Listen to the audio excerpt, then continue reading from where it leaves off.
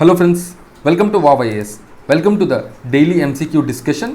आज है 29 मई 2021 और अब हम डिस्कस करने वाले हैं आज के 5 current affair based MCQs. Okay, so before we begin the discussion, let us discuss the question that was asked yesterday.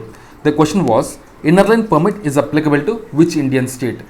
Okay, and the answer is the inner line permit is applicable to 4 states, 4 northeastern states. They are Arunachal Pradesh, Mizoram, Manipur and Nagaland. So inner line permit is applicable to these 4 states. Now what is this inner line permit? So inner line permit is basically the document required by the non-native people of that state. Okay, they have to take that document to stay in a state that is protected by the ILP system. So yani the people who don't belong to these states, if they want to visit these 4 states, they have to take the ILP document. That means the permission with the government to visit these states. This document will have information about their stay, how many days they are going to stay, what is the purpose of their visit and all. Okay, this is mainly to protect the indigenous people and protect their culture. This is the main information. Okay, so this is all about inner line permit. Now let us start with the today's question. But before we begin, I would just like to inform you that daily we are uploading 5 current affair based MCQs in our Telegram channel, and at the end of the day we are uploading the solution along with the questions in a PDF format, and this PDF will be available in the Telegram channel itself. So there is no need for you to make a note of these questions. So if you go to the Telegram channel, there you can find all the questions and the solutions. Okay, so the details of the Telegram channel I am giving in the description. You can go through it. Now let us start with the questions. First question: Hutus and Tutsi community sometimes seen in the news belong to A. Australia, B. Palestine, C. Rwanda and D. Brazil. So the correct answer here is C. Rwanda. The Hutu and Tutsi communities belong to Rwanda. Okay, so this was recently in news because French President Emmanuel Macron, he has said that he recognized his country's role in the Rwanda genocide and hoped for the forgiveness. So there is a role that the France country has played during the Rwanda genocide. So what is this issue all about? We'll just see in brief. Rwanda before World War II was ruled by Germany. It's a colony of Germany. After World War II, the country went to Belgium. And Belgium followed the policy of divide and rule. The Rwanda had 2 communities, Hutus as majority and Tutsi as minority. What the Belgium has done is, the Belgium has actually, they have supported the Tutsi community in the administration. The Tutsi community, which are minority in Rwanda, they actually occupy most important positions in the country and they are much more developed compared to the Hutus community. So when the Rwanda got independence in 1962, the Hutus community, they have dominated the government because they want to develop their community. So in 1994, so right from 1962, after the independence, there were a lot of clashes between the 2 communities with regard to power. So in 1994, what happened is, the Hutu president of Rwanda was shot dead. So the president who belonged to the Hutu community was shot dead by the Tutsi community. So that time a civil war broke and the Hutu extremists, they actually tried to eliminate the entire Tutsi population. It is said that about 8 to 10 lakh people were killed in this genocide. If you see at that time the population of Rwanda is 1 crore, that means every 1 person out of 10 was killed in this genocide. So now what is the role of France in this genocide? The role of France is that France actually had a major control over the ruling government. So if France want to stop this genocide, they could have done that, but France did not do that. So that is the reason the French president has asked for forgiveness of the Rwandan people. Okay, so this is the issue all about. Now let's move on to the next question. So yeah, before that I would just like to show you the location of Rwanda. So this is Rwanda. The capital of Rwanda is Kigali. It is surrounded by Congo, and here you have Burundi, Tanzania, and here you have the Lake Victoria and all. Okay, so this is the location of Rwanda in Africa. It's a Central African country. Now let us move to the next question. 1 Gujjar tribes are predominantly found in which of the Indian states? A. Uttarakhand, B. Kerala, C. Lakshadweep and D. Telangana. So the correct answer is A. Uttarakhand. Though in the name Gujjar tribe is there, they are not from Gujarat, they are from Uttarakhand. So the 1 Gujjar tribe basically are a nomadic tribe who live in the grasslands of Uttarakhand. So they are the they are the community who practice buffalo husbandry, and they actually each family owns up to 25 buffaloes, and they sell the milk of these buffaloes and they survive. These communities actually recently what happened is the Uttarakhand High Court, they have slammed the state government for collusioness and for forcing families of the Van Gujars to survive in condition below animal existence, because the Uttarakhand government actually it has actually removed these communities from the forests and all. So these communities face some issues, and the Uttarakhand High Court has reacted to that. So these are traditionally a nomadic tribe. This is a traditional nomadic tribe of Uttarakhand. Now let's move on to the next question. Which of the following statements is correct with respect to the Puisugur Trench? So recently the Puisugur Trench was in news. Which of the following statements are correct? First one, it is a deep cleft in the floor of Arabian Sea formed by the subduction of the Indo-Australian plate under the Eurasian plate. Second one, the area around the Puisugur Trench is highly seismically active.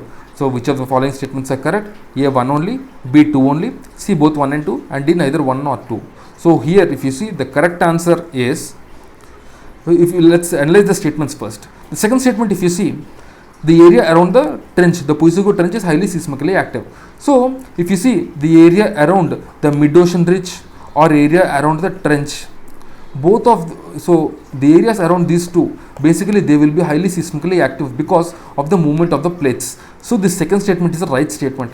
But the first statement, if you see, the Puisugur Trench is a deep cleft in the floor of Arabian Sea formed by the subduction of Indo-Australian plate under the Eurasian plate. This is wrong, because the Puisugur Trench is actually formed near the Tasman Sea, and it is formed by the subduction of the Indo-Australian plate under the Pacific plate, So this first statement is wrong and second statement is right. So the correct answer here will be B. If you see this, actually what happened is recently a new research revealed that a new subduction zone was formed in the Puisugur Trench, which is profoundly separated in the floor of the South Tasman Sea, and it is actually formed by the subduction of Indo-Australian plate under the Pacific plate to the south of New Zealand. So normally these trenches, actually the trenches are called the destructive zones, because the plates get destructed, but the mid-ocean ridges, if you see, they are called constructive. Okay, so the plates will move, because in trenches, if you see, one plate will be moving below, another plate, and there will be destruction. So no new plate will be created, the old plates will be destroyed. But in the mid-ocean ridges, if you see, new plates will be created. When the lava comes out, new plates will be created, and so it is called as constructive plate. Now let's move on to the next question. Consider the following statements about the MPLAD scheme. So MPLAD scheme recently was in news. The annual MPLAD fund entitlement per MP per constituency is 5 crore. Second statement, the fund released under the scheme are lapsable. Okay. Third statement, the elected members of Rajya Sabha can recommend works anywhere in the country. So here we have to choose incorrect statement. A 1 and 2 only, B 1 and 3, C 2 and 3, and D 1, 2 and 3. So here see properly, they have asked the incorrect statement. So this is where generally people make mistakes. So when you see such statements or when you see such words correct, incorrect, just try to underline it beforehand itself. Okay, so here we have to choose the incorrect statement. Now let's analyze the statements. So MPLAD funds, if you see, every MP will have 5 crores for their constituency. So the first statement is right.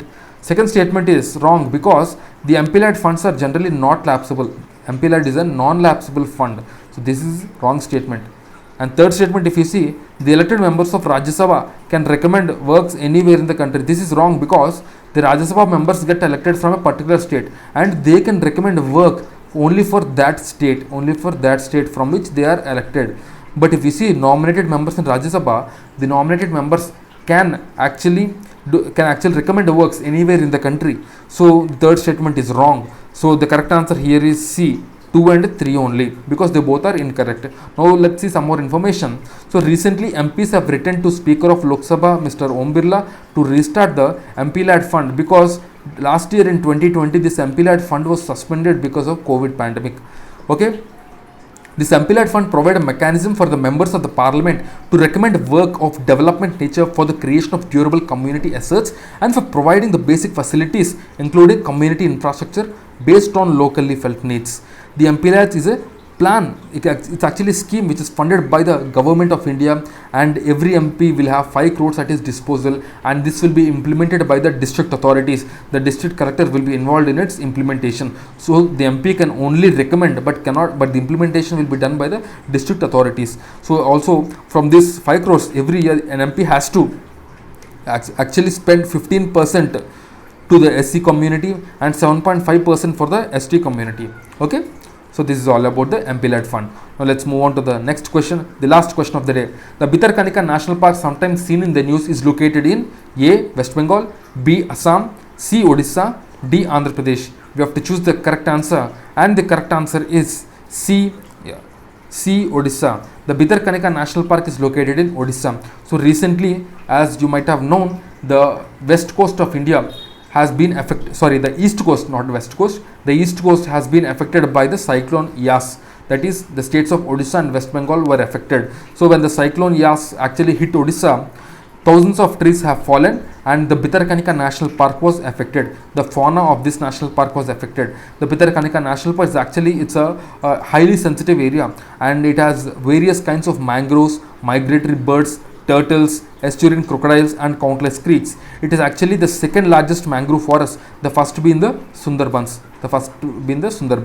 And the Bhitarkanika National Park, actually, the Bhitarkanika is represented by 3 protected areas: the Bhitarkanika National Park, the Bhitarkanika Wildlife Sanctuary, and Gahirmata Marine Sanctuary. So in this Gahirmata Marine Sanctuary, we have the olive ridley turtles. Olive ridley turtles, they will come every year for the breeding, during the breeding time. Okay, so this is the Gahirmata Marine Sanctuary, which is also there in the Bhitarkanika area. So the Bhitarkanika actually is located in the estuary of Brahmani, Baitarini, Dharma, Mahanadi river system. So all these river system, so estuaries are found by all these river system, and in these estuaries the Bhitarkanika is located, and it houses about 70% of country's saltwater crocodiles, and the protection of these crocodiles started way back in 1975. Okay, so this is all the information about the Bhitarkanika National Park. So now the question of the day. So the question of the day is, headquarters of BIMSTEC is located in which country? Headquarters of BIMSTEC, the Bay of Bengal Initiative for Multi-Sectoral Technical and Economic Cooperation, is located in which country? Okay, so guys, do comment your answer in the comment box. On Monday, before the start of the discussion of the MCQs, we will first discuss this question. Okay, so that's it friends for the day. But before we leave, I would just like to show you about the initiatives that WOW IAS has launched. Okay, all the details about these initiatives is available in the Telegram channel. You can just go to the Telegram channel, okay, whose details I have mentioned in the description, and you can find the details, right? So that's it friends for the lecture. I'll see you again tomorrow. I'll see you again on Monday. Till then, keep studying and stay tuned. Jai Hind.